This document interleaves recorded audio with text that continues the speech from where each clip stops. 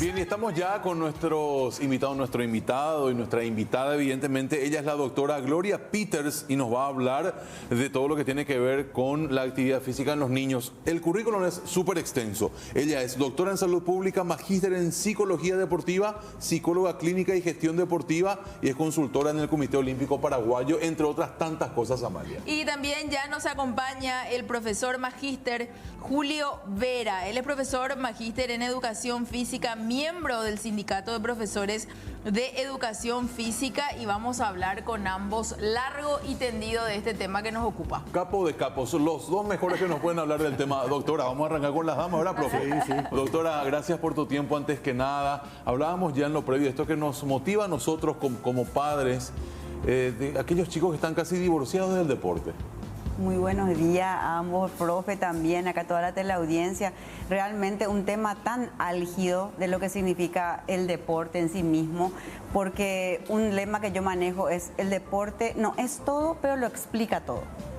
Porque el deporte forma a ciudadanos, el deporte y el profesor de educación física, ¿verdad?, le forma al abogado, al médico, o sea, tiene tanta importancia la educación física, porque la palabra en sí misma encierra eso mismo, educar al físico, ¿verdad?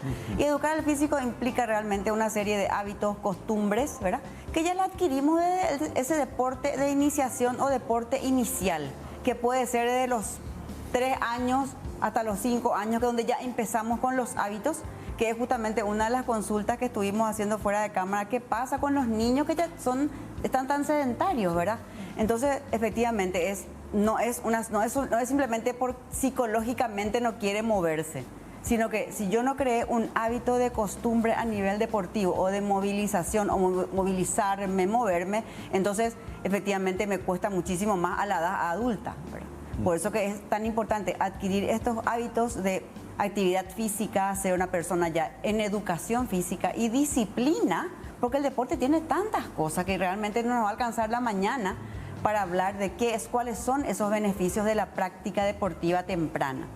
Y efectivamente, entonces, nos da, aparte de los valores, tenemos la cohesión de equipos, ¿verdad? Disciplina en sí misma para toda la vida, disciplina en los estudios, porque la persona o el chico que hace actividad física disciplina y hace una mejor división de esos horarios del tiempo, ¿verdad? Bueno, tengo que entrenar a las 7, me tengo que levantar a las 6, o sea, y realmente hace que ese hábito vaya para adelante en su adultez, ¿verdad? ¿Verdad, profe? Excelente. ¿Cómo hacemos, profe, con ese hábito? ¿Cómo generamos ese hábito en nuestros chicos hoy por hoy que están muy con el celular, con las tablets, con la televisión también?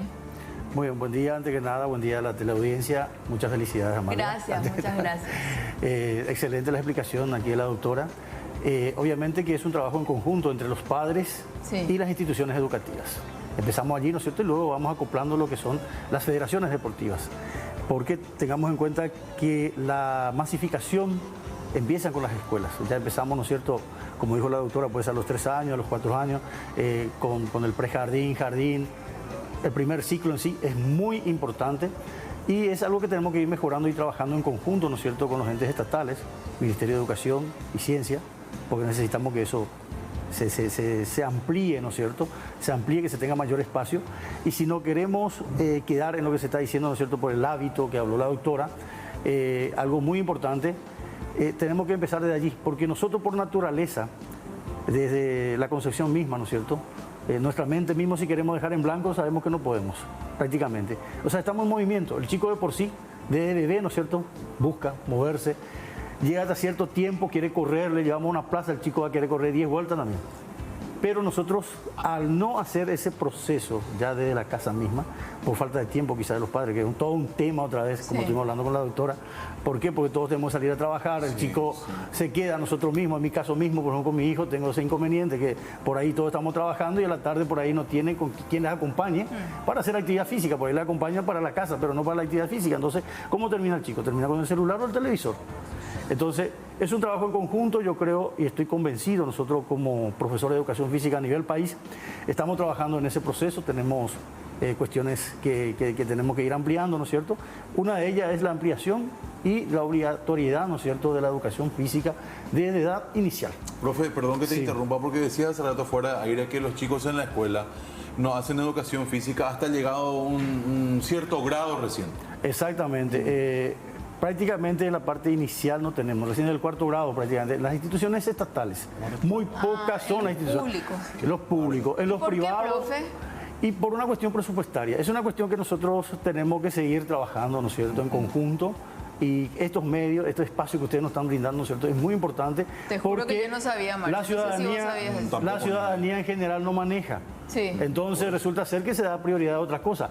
Por supuesto, tenemos muchas prioridades, ¿no es cierto? Pero Claro. una de las prioridades importantes, sí, como yo le decía a más de uno, ¿de qué nos sirve llegar a 50 años, pero nuestra condición física no nos da para disfrutar quizás lo que hemos logrado en la vida? Sí. Entonces, todo es un proceso.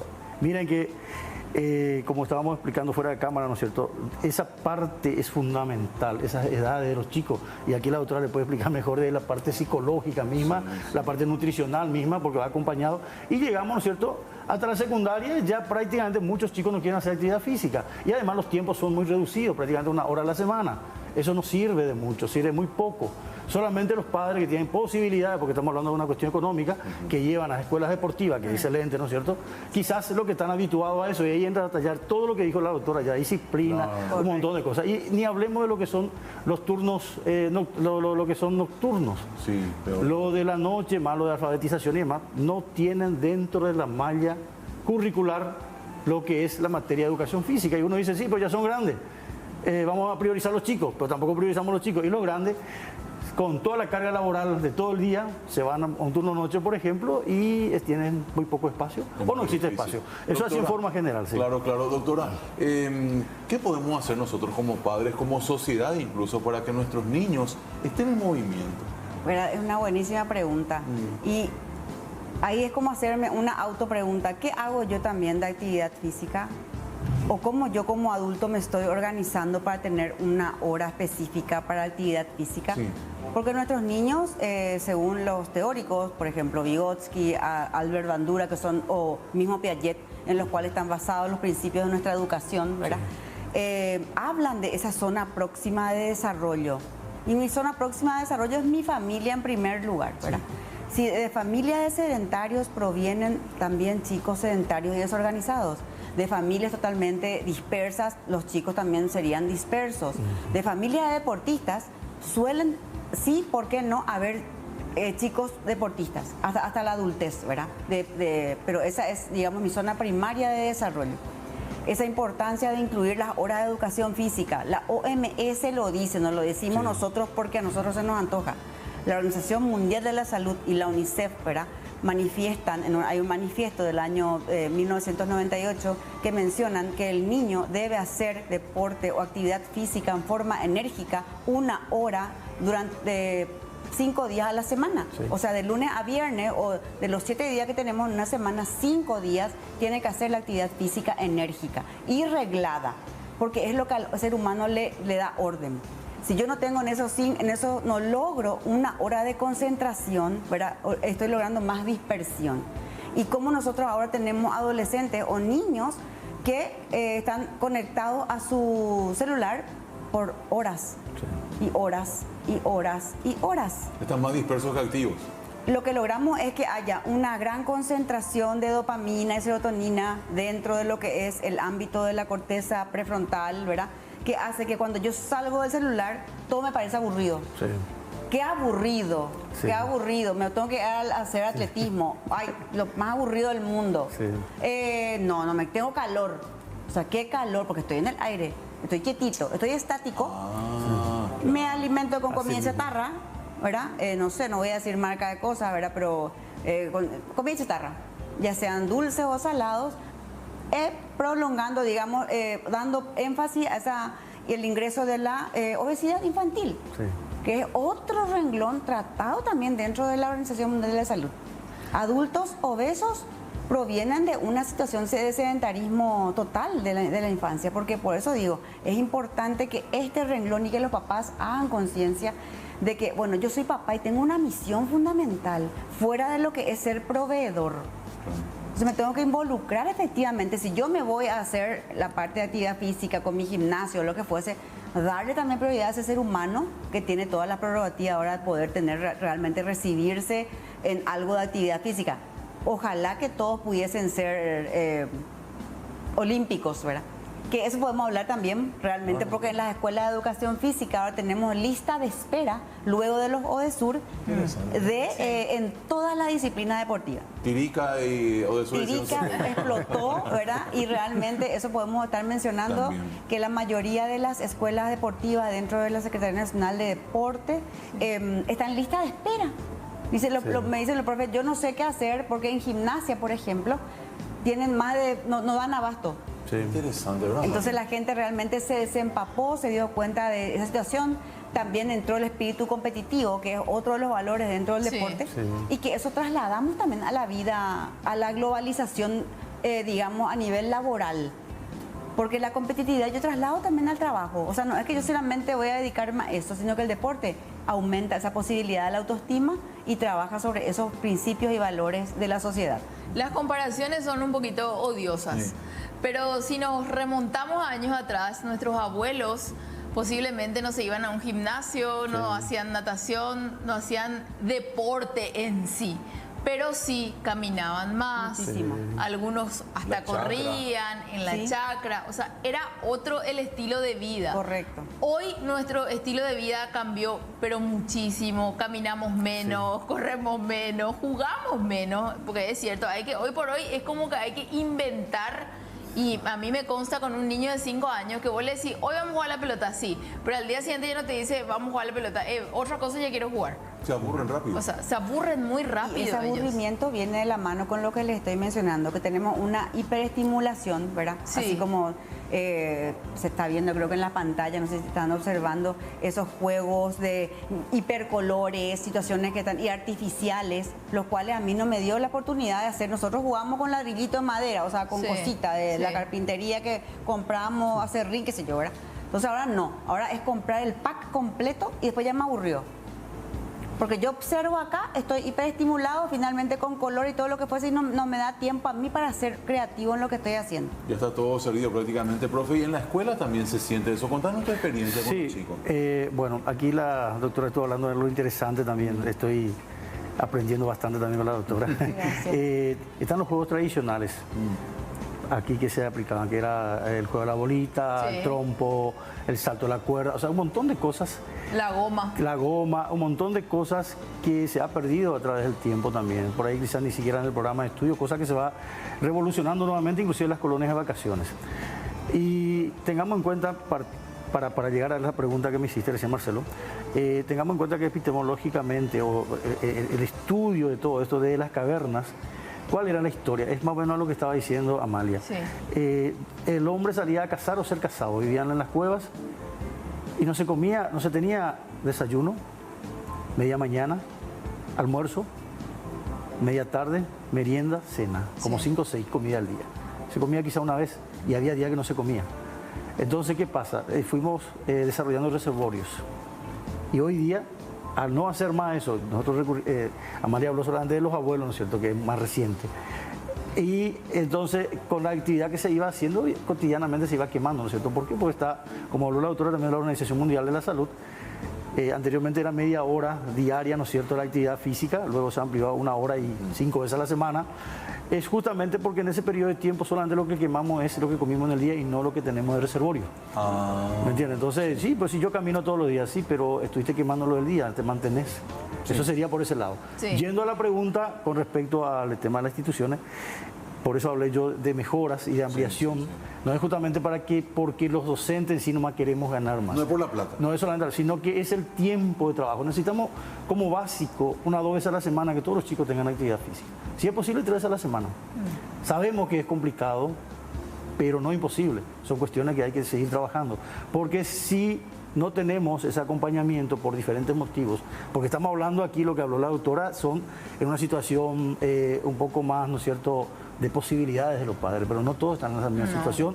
Si recorremos el país nos vamos a encontrar que prácticamente si los padres no salen y no vuelven a las 10 de la noche o a las 8 de la noche, prácticamente no van a comer. Aparte Entonces, que son varios factores, profe. muchos Te voy a interrumpir factores, ahí. sí. Es la cuota, Exacto. la distancia que no hay en todos los lugares. Te voy a decir, en todos los mismo. barrios no tenés un club para llevarle Correcto. a tu hijo. Ese es un tema y importante. después los horarios. Los horarios son muy de ejecutivos. Así Y no mismo. todos los papás tenemos esos horarios, ¿verdad? Un tema, y nos estamos centrando, me parece a mí, en el departamento central, ¿verdad? Sí. Donde por ahí hay más esta falencia, porque la campaña de Colomitán, Guarajá y Bacá, Bogotá y Puré, de todo un poco, a veces los niños tienen más actividades, ¿verdad? Digo, en el campo. Lo que está en el campo. lo que Tienen está que en ir el campo. caminando luego a la escuela. Sí, Acá los sí. chicos no quieren caminar 2 cuadras de pie en transporte, o sea, ¿qué estamos haciendo nosotros como padres? ¿Hacemos bien en ponerle todas las comodidades o lo estamos dañando también? Estamos en parte dañando de repente, Sí, ¿verdad? Porque nosotros creamos una comodidad falsa, ¿verdad? Porque es Así para mismo. nosotros también donde hacemos una comodidad. Por supuesto que están todos los peligros, así como hoy observamos Sí. también un grave accidente, o sea, algo terrible que sucedió, ¿verdad? Cosa que acá en la capital nomás, ¿verdad? Entonces, caramba, dejarlo. Hoy vimos en departamento, ¿verdad? Departamento todo cerrado. No quiero que te bajes porque ya hay un peligro inminente. Eso es un fenómeno que se da en la socialización de la grandes. Cuando empezamos a convertirnos en grandes urbes, ¿verdad? Ya es algo acá en Paraguay es nuevo. Pero ya, por ejemplo, en algunos estudios que yo tuve, en algunas especializaciones, ya en Inglaterra, por ejemplo, ya es, no, para nosotros es un caos transportar, tiene que estar encerrado en el departamento, ¿verdad? Entonces, ¿cómo hago yo para transportarle a mi hijo? Va a ser obeso, ¿qué hago? Un mini gimnasio, ¿cómo organizo? O como está mencionando Amalia, no todos tienen acceso a un club, que es fantástico. Lo que tenemos un club es una maravilla porque es un hogar y tiene toda la diversidad de deportes. sí. Entonces, Pero ¿cuánto te cuesta eso? Claro, ¿cuánto te cuesta? Entonces Sí. es trabajar realmente un derecho del niño a nivel de lo que significa derechos del niño en el deporte o leyes del deporte, es el niño tiene derecho a hacer deporte. Entonces eso es lo que nosotros nos estamos inculcando, nos estamos cumpliendo, ¿verdad? Es un derecho del ser humano a hacer actividad física, a tener un entrenador especializado en cada etapa del desarrollo. Claro. Nosotros estamos lejos de eso. Doctora, perdón que te interrumpa. ¿Cuánto tenemos ahora, profe de educación física? No sé, ¿cuánto es? En el país tenemos cerca de 10.000 que están trabajando tanto en el ámbito 10.000.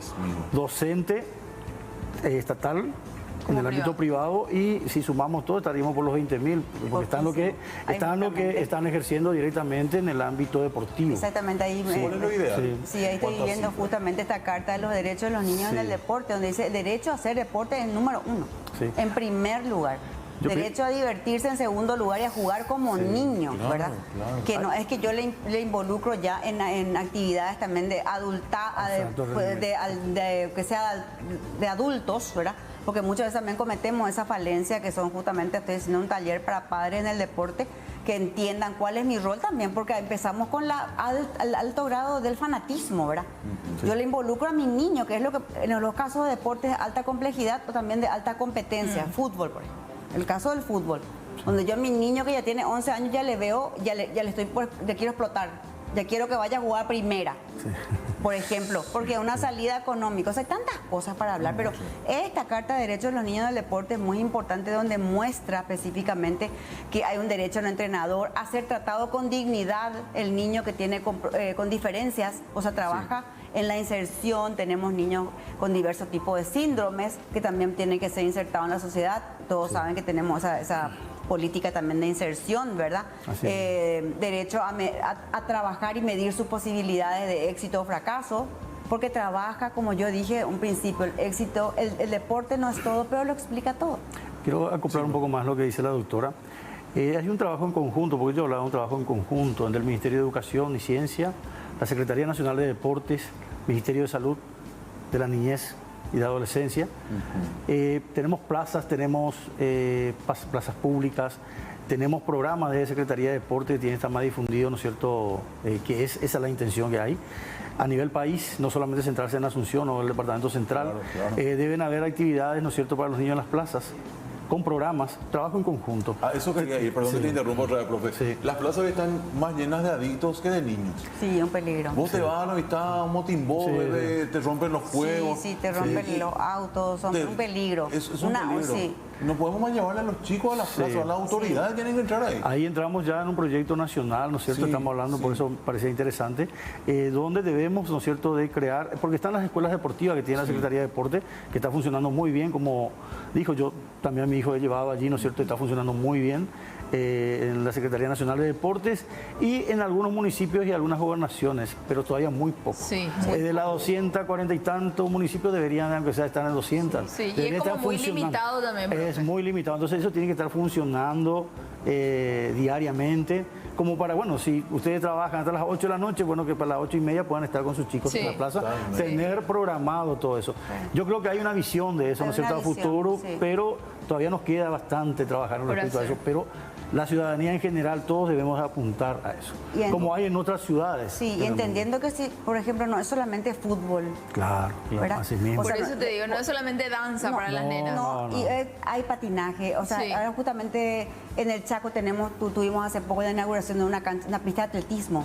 En Filadelfia, una maravilla, ¿verdad? Entonces, realmente una movida espectacular porque hay una población joven maravillosa, ya tenemos efectivamente chicos de alto rendimiento ya que vienen del Chaco, ¿verdad? Y en Encarnación tenemos una pista de atletismo fantástica donde los chicos hacen atletismo, ¿verdad? Aparte que hay un polo de desarrollo fantástico allá en básquet, ¿verdad?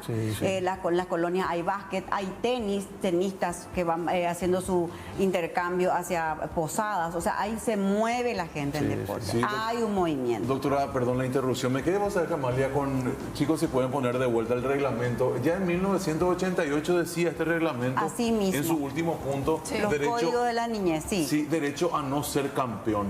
¿Eso qué significa? Porque muchas veces los chicos te dicen, no, yo me voy a jugar y siempre lo pierdo, papá. Yo no quiero más jugar, mamá, porque a mí nadie lo me elige, yo siempre pierdo. ¿Por qué eso? Y decime, cuando en la práctica deportiva, ¿te vas a ganar o te vas a perder? Y uno quiere ganar. ¿Qué pasa si no gana? Y uno se frustra, no le gusta. Muy bien, pero esa justamente es el deporte. Claro. ¿Y por qué te parece que los deportistas al terminar una Champions League, una competencia de básquet, una pelea de boxeo, lo que fuese, se quedan ahí en la cancha? El equipo que perdió, ¿por qué se queda? Se queda ahí. Tocado. Pero ¿qué es lo que más cuesta en el deporte? Y asumir la derrota. Asumir la derrota, ¿verdad? O sea, una lección de vida. Es una lección de vida que está presentando. Entonces, ese derecho a no ser campeón es también enseñarle a perder y a ganar en la vida, ¿verdad? A trabajar con esas frustraciones. Ahí estamos trabajando muy de la mano con los profes también y con los propios entrenadores, ¿verdad? Porque muchas veces los entrenadores también son los que compiten. También. Compiten porque el entrenador que tiene más logros, más medallas, a él le llevamos todos nuestros... No es así. Entonces el entrenador también necesita un apoyo para poder entender la psicología de dónde va a apoyar al equipo, o sea, cómo y en qué momento está interviniendo, que es lo que dijo el profe de un principio, ¿verdad? Nosotros tenemos deporte de iniciación de 5 a 10 años, 10 a 12, 13 a 14, o sea, diferentes etapas donde el ser humano va pasando y también tenemos que trabajar con esa frustración porque es parte de la vida. Entonces eso es lo que no tenemos, digamos, dándole solamente cabida a la actividad de celular, por ejemplo. No hay el riesgo de... Estoy ahí, pero estoy acelerado, estoy concentrado en eso y no es real. Y yo salgo de eso y me voy a jugar, ya estoy frustrado. Y quiero volver nomás a la zona de confort donde yo estoy tranquilo, nomás mi celular ahí y no hago nada, ¿verdad? Y atrofio mis músculos, no desarrollo mi pierna, tengo pie plano, dolor de espalda, cintura, lo que sea, y va pasando los años. Llega a 13, 14, 15 años, hace pues algo de tu vida. Así es. ¿Y yo qué hice como papá? También, o sea, son preguntas muy importantes que tenemos que realmente empezar a elaborar tal vez todo un sistema, pero si nosotros somos la parte más, como ya habíamos dicho, lo más importante sería que nosotros tuviésemos una hora de actividad física en las escuelas. Ahí radica todo. Ahí escuela porque digo que no es lo privado, ¿verdad? En la ley del deporte del 2006, con la creación, ¿no es cierto?, de la Secretaría Nacional de Deporte, del Consejo Nacional de Deporte, dirección, fue pasando, ¿no es cierto?, a lo que es el rango de Ministerio de Deporte. Allí habla de que las condiciones donde uno esté estudiando tienen que tener la infraestructura necesaria. Las instituciones educativas tienen que tener la infraestructura necesaria para la actividad física acorde, ¿no es cierto?, a las edades que tenemos, ¿no es cierto? Y el proceso que debemos hacer, ahí va de la mano la psicología, ¿no es cierto?, evolutiva, que tenemos que hacer estas edades, así hasta llegar, ¿no es cierto?, hasta el tiempo que debe estar el chico, ¿no es cierto?, en una institución educativa. Eso, si analizamos, vamos a encontrarnos que muy pocas instituciones del Estado tienen En algún momento los centros regionales, los colegios nacionales fueron dotados de eso, los colegios emblemáticos, pero se fue perdiendo bastante a través del tiempo, ya no están en condiciones y así sucesivamente. Yo tuve una experiencia en el 2010 en Lima, he visto y tuvimos ahí la inauguración de los Juegos Escolares 2014, me tocó estar en un par de oportunidades y hubo una inversión muy importante en los colegios emblemáticos en Lima. Y tenían de todo, tenían hasta pileta de natación. Y impresionante para chicos del Estado, o sea, chicos estudiantes en instituciones del Estado. Hay un montón de cosas, por eso que yo insisto y creo no estar errado, que es un trabajo en conjunto de los diferentes ministerios y escucharnos entre todos. Correcto. A mí, por ejemplo, me gustó muchísimo, me gusta muchísimo, sí, todos los actores. Sí. También nos conocemos de grupo con la doctora, pero nunca tuvimos la oportunidad de charlar.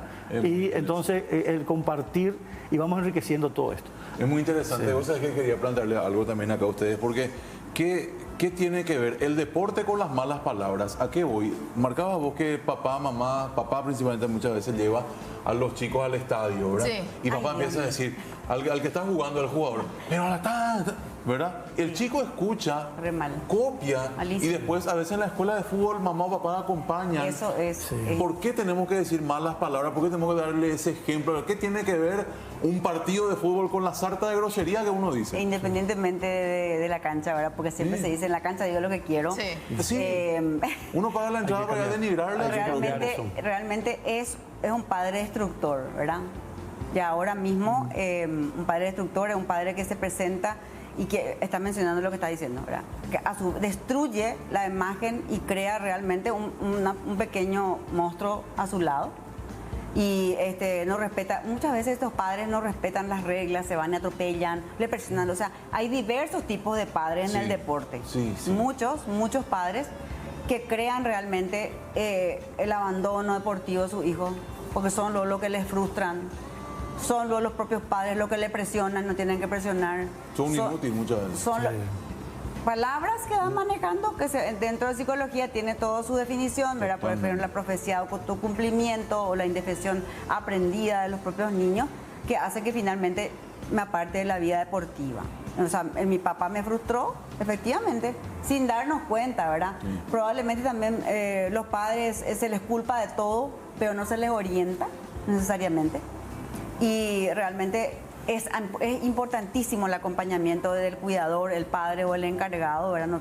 Tal vez no sea siempre el padre, ¿verdad? A lo mejor está el abuelo, el padrino, lo que sea. Entonces es importante ese acompañamiento que estás mencionando, porque nosotros repetimos esos patrones mal adaptados de la casa y no es que el deporte forja la personalidad. Yo llevo mi personalidad al deporte. ¿De tu casa llevas? Yo llevo mi personalidad al deporte y se cae en paracaídas al profe de educación física, donde viene la mamá y le dice, profe, acá te entrego. Solucionada, esta no me obedece, es una maleducada, no quiere hacer las cosas y no hace su tarea y el profe tiene que solucionar, ¿verdad, profe? Yo suelo escuchar, sobre todo con el tema del karate y eso que dicen, no, eso es para que sea disciplinado. O sea, la responsabilidad es del profe. Miro y digo, por cualquier deporte yo creo que te genera la disciplina, pero primero empieza en casa, ¿verdad? El deporte, con ciertas cosas. Disciplina deportiva se llama, que tiene sus reglas, ¿verdad? Claras. Entonces, finalmente yo me voy, pero yo tengo que tener mi autodisciplina. Sí. No es que voy a tener, y después la autodisciplina que me va a dar otra vez ese deporte. Sí. Por eso es que cuando vimos el Mundial, vimos al Dibu hacer el gesto que hizo. O el caso mismo de Messi, que respetamos, ¿no es cierto? Anda para allá, bobo. Son cuestiones que muchos años hemos luchado para que esos términos no se utilicen. Y cuando personas así utilizan, muy vista a nivel mundial, eso al rato nomás todos están repitiendo.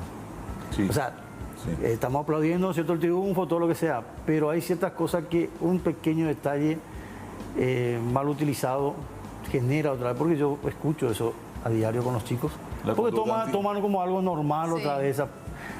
Por ahí a muchos no les gusta que yo diga esto que estoy diciendo. No, pero está muy bien. Pero es lo que yo pienso, analizo y observo mediante la observación, mediante lo que escucho.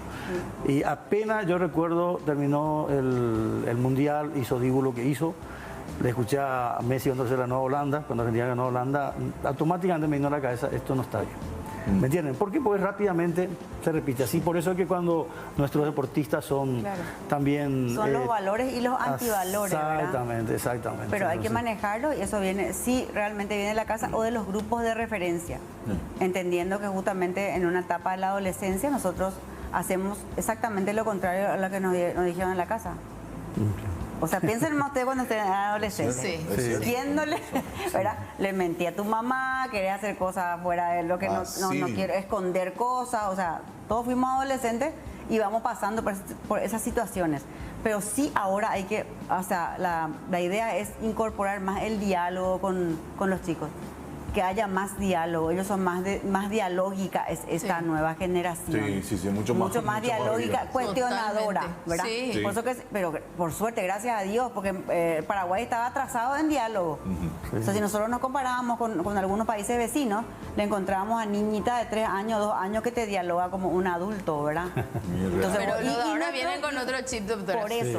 Y los chiquitos de antes, o sea, encima nosotros le hablábamos mal, ¿verdad? O sea, le pronunciábamos exactamente con palabras, no sé, básicas, siendo que tenemos que ya dirigirnos a ellos en forma normal, hablarles normalmente.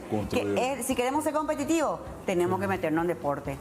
Por eso nos quedamos boquiabiertos cuando, por ejemplo, vemos televisión argentina y le entrevistan a una criatura y habla perfecto castellano, con un diálogo bastante fluido, y acá el chiquito lastimosamente tiene pausas, a veces le cuesta construir la idea. A nosotros mismos de adultos, ¿verdad? Después nos cuesta pasar cuando empezamos a entrar en las exposiciones y compañía. Yo tengo muchísimos pacientes que trabajan por miedo escénico. Y el pánico escénico del deporte también se da. El miedo a fallar, el miedo a perder, el miedo el miedo al que me rete el profe. O sea, hay muchas cosas dentro de esa característica psicológica del ser humano que hay que hablarlas. Y el deporte va construyendo. Qué interesante todo, ¿verdad, Amalia? Totalmente. Para ir cerrando nada más a ambos, ¿qué recomendaciones le podemos dar a esa mamá, a ese papá que todavía no se decide a inculcarle un deporte a su hijo o a su hija? Bueno, yo voy a dar la perspectiva psicológica y el profe de la parte específica del entrenamiento deportivo. El niño tiene que divertirse, si quiere hacer 6 deportes, y si tiene la posibilidad los padres, que lo haga hasta los 10 años. No a la especialización deportiva ya desde los 5 años. Porque creamos realmente una barrera insondable. Entiéndase, el futuro Roque, el futuro Messi, ya desde los 5 años. El niño tiene derecho a jugar. O sea, es importante que lean, busquen en internet los derechos del niño del deporte. Él va a descubrir su talento. Que juega, que haga básquet, tenis, ping-pong, no sé, tenis de mesa, como quiera, lo que haga, lo que quiera. Que se divierta solo. Y después, sí, desde los 12 años para arriba, 13, vamos ya a la especialización. ¿Profe? Es de la misma forma que está diciendo la doctora, ¿no es cierto? El chico tiene que divertirse. Es lo que busca por esencia misma, ¿no es cierto? Por eso que partimos de la recreación. Del inicial tiene que ser la recreación. Dentro de eso, la mayor cantidad posible, ¿no es cierto?, que se pueda acceder, ¿no es cierto?, a modalidades deportivas. Y luego, ¿no es cierto?, ir a la especialización. Es lo básico de todo esto.